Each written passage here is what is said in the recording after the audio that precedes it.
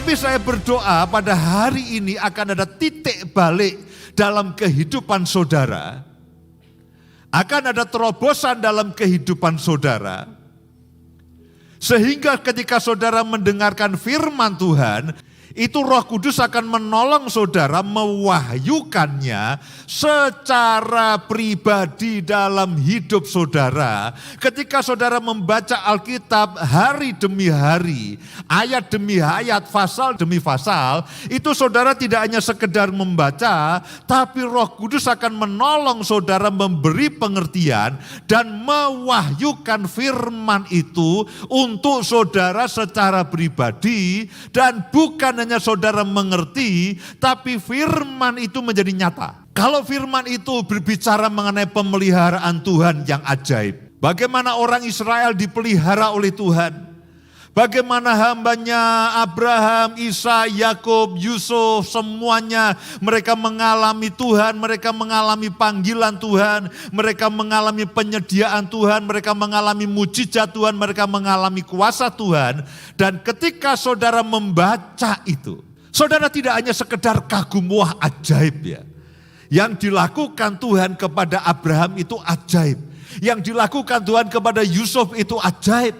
Yang dilakukan Tuhan kepada bangsa Israel itu ajaib. Saudara, bukan hanya ajaib, tapi yang penting lebih daripada itu adalah saudara mengalami apa yang dialami oleh Abraham, apa yang dialami oleh Yakub, apa yang dialami oleh Paulus, apa yang dialami oleh Petrus.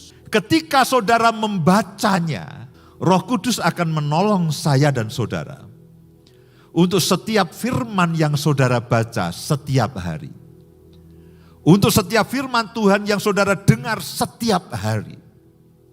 Roh Kudus akan menolong saudara supaya firman itu, kebenaran itu menjadi kenyataan dalam kehidupan saudara dan saya. Itu poin pentingnya. Saudara tidak hanya bertambah pengetahuan saudara tentang firman Tuhan. Pak, saya perlu banyak ayat. Buat apa? Buat bantah-bantahan. Kalau diskusi supaya saya menang, Pak. Bukan. Oh Pak, saya mau sekolah Alkitab loh. Buat apa? Supaya kalau saya sekolah Alkitab, saya mengerti teologi. Sehingga saya bisa mempertahankan kebenaran. Teman-teman saya itu suka mendebat, teman-teman saya itu suka membantah. Saya mau Pak supaya saya bisa membuat mereka itu tidak berkutik. Aku mau belajar Alkitab untuk bantah-bantahan, untuk menangkal semua pernyataan-pernyataan yang salah. Oke, ada baiknya sih. Tapi bukan itu maksudnya. Alkitab katakan berbahagialah engkau yang mendengarkan firman Tuhan dan melakukannya. Kalau saudara mendengarkan firman Tuhan mengenai kesembuhan, saudara melakukannya. Baik untuk saudara sendiri maupun untuk orang lain. Kalau saudara mendengarkan firman Tuhan mengenai mujizat, saudara melakukannya secara mengalami. Kalau saudara mendengarkan firman Tuhan mengenai pertobatan, saudara mengalami. Nah, Paulus ini bukan hanya sekedar begini. Dia menjadi rasul karena dia tahu. Dia menjadi rasul karena dia terdorong, termotivasi oleh orang lain. Dia menjadi rasul bukannya sekedar lalu dia, wah ini bagus ya, ini pekerjaan yang prospek. Bukan. Dia menegaskan bahwa aku menjadi rasul bukan karena manusia, tapi karena Yesus.